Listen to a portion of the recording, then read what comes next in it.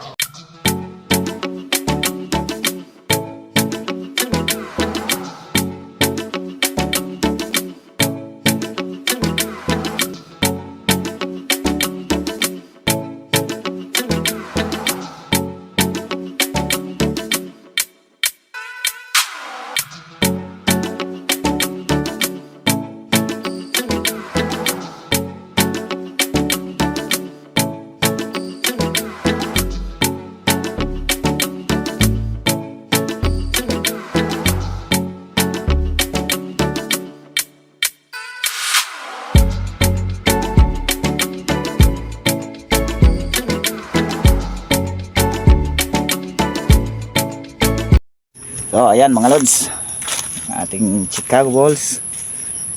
Yan, ang nilagyan na lang natin ng plastic na ano, dinikit na lang natin yung plastic, pinakang tainga ang ating balls kite. Hindi na natin nilagyan ng pangalan. Okay na yan, simpleng design na lang. Ayan ang ating ano, test fly na lang ang kailangan nito.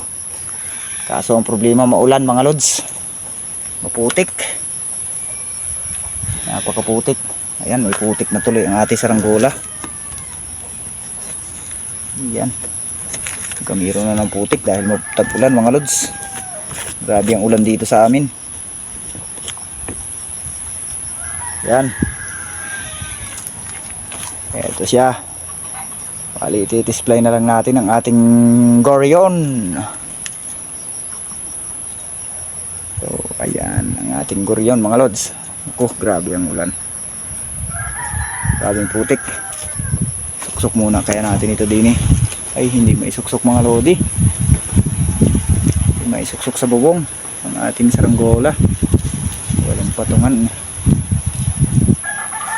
Oo, ano ng hangin. Ang lakas ng hangin.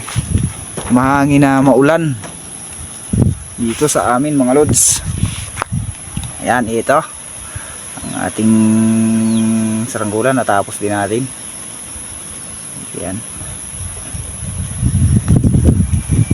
tapos na din, may panibago na naman tayo saranggola. Bago na naman. Grabe, ano ba yan, mga hampas. Wala tayo mapagpatungan mga lods ay. Ayan, bali pakita ko na rin lang sa inyo kung paano pinabaltan ang ating saranggola.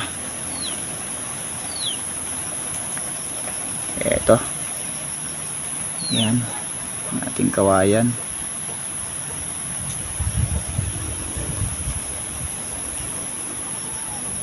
Yan ang hubog niya mga lods. Yan ang ating hubog. Ganito tayo humubog. Yan, parehas na parehas ang pakpak. Kabila. Basta nasa tamang sukat mga lods talaga. Magandang hubog ng pakpak. Tulad nito. Yan. Minsan gumagawa ako ng saranggola, hindi ako nagsusukat, kaya minsan hindi pareho ang pakpak. Mintis. Malimit sumablay sa paggawa. Matagal ko rin pinag-aralan mga lods makahubog ng ganitong medyo bilog ang dulo. Tagal ko matuto niyan. Yan, mahirap maghubog ng bilog na bilog mga lods. So ayun mga lods, bali dito na nagtatapos ang ating video. Sa mga hindi pa nakakapag-subscribe sa ating YouTube channel, please like and subscribe mga lods. And maraming salamat sa inyong suporta mga lods. Sa inyong walang sawang suporta. Oh, grabe ang hangin mga lods. So bali hanggang dito na mga lods. Outro na tayo. Bye bye mga lods. And subscribe mga lods.